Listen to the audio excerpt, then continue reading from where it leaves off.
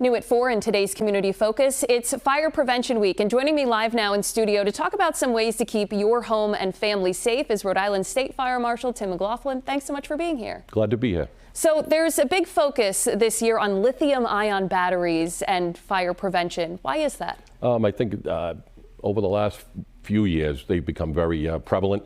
We live in a lithium-ion battery world now. From your watch to your iPad that you're holding, everything that you charge has a lithium-ion battery in it. And they become, I think we're so used to them now that we're trying to get the word out on the dangers of them and how to use them safely. And what makes them dangerous? They overheat. I mean, if you don't use the right cords that come with them, plug them in. If you leave them overcharged, they'll catch fire. All of a sudden they'll pop. They'll heat up, and they'll catch fire very rapidly. And when they do burst, there's like little balls that come out and they shoot everywhere. So it goes quick.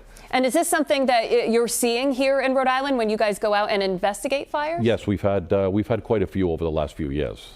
So we're just trying to get the word out. Absolutely. And so on that same line, what's some advice for people to use? I mean, you mentioned these devices are pretty common. Lots of people have them. How can they do them or use them safely? When you first buy them, make sure they've been tested. Go to a UL or any other respected laboratory that's been tested.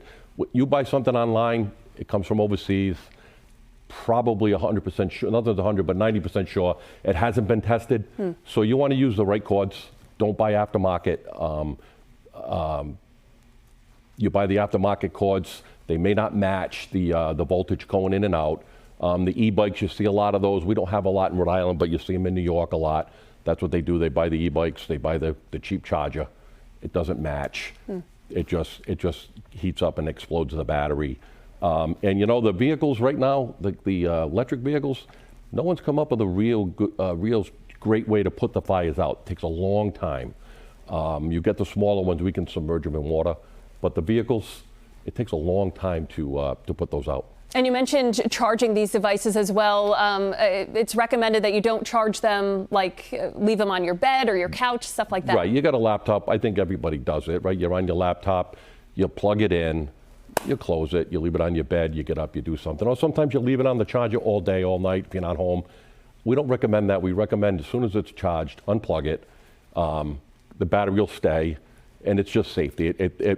It'll be a lot safer. Now, the temperatures, as Tony mentioned, are also starting to get cooler at night. Any general advice for people as we get into sort of heating season? I think a heating season, well, we're going to get into that. So as they get colder, as we do, it's the space heaters. It's the make sure your flues are clean. If you're going to use a fireplace, make sure it's clean by a licensed inspector that can come out and clean it.